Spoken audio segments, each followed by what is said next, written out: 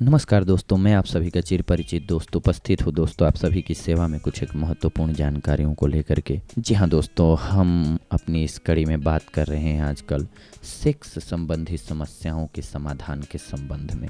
हमारे देश में या पूरे वर्ल्ड में दोस्तों ये एक कॉमन बात है, सेक्स समस्या होना कॉमन बात है।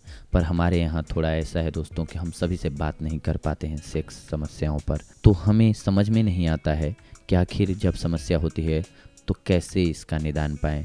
हम डॉक्टर्स के पास भी जाने में उलझन महसूस करते हैं, डॉक्टर्स के पास भी जाने में समस्या महसूस करते हैं या शर्म महसूस करते हैं। तो सबसे पहले तो हमें समझना ज़रूरी है, डॉक्टर्स के पास भी जाना ज़रूरी होता है दोस्तों, लेकिन हर बार नहीं। तो इसीलिए सबसे पहले नॉलेज होना ज़रूरी है। तो आइए इसी कड़ी में आजकल हम अपने किसी न किसी श्रोता की मेल लेते हैं, फिर उनकी समस्या का समाधान बताते हैं दोस्तों। आज के हमारे श्रोता का कहना है कि मेरी मंगनी हो गई है और इस वर्ष परीक्षाएं समाप्त होने पर हमारा विवाह हो जाएगा।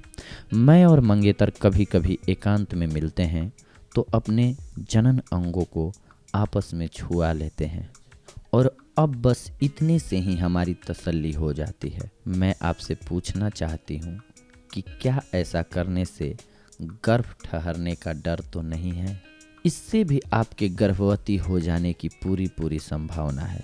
अतः बहुत सी ऐसी कुमारी युवतियों के मामले प्रकाश में आए हैं जो बिना मैथुन किए ही गर्भवती हो गई हैं।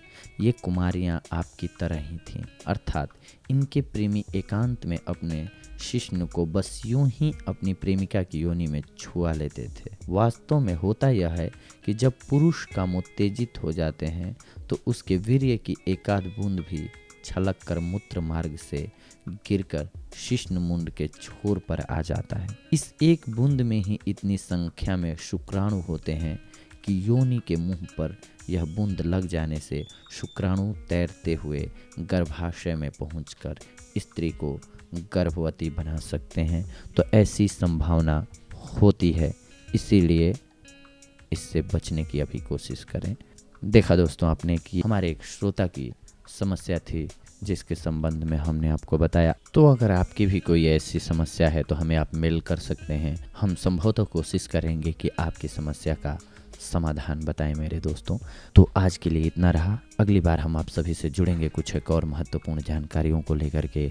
तब तक के लिए धन्यवाद मेरे दोस्तों। नमस्कार।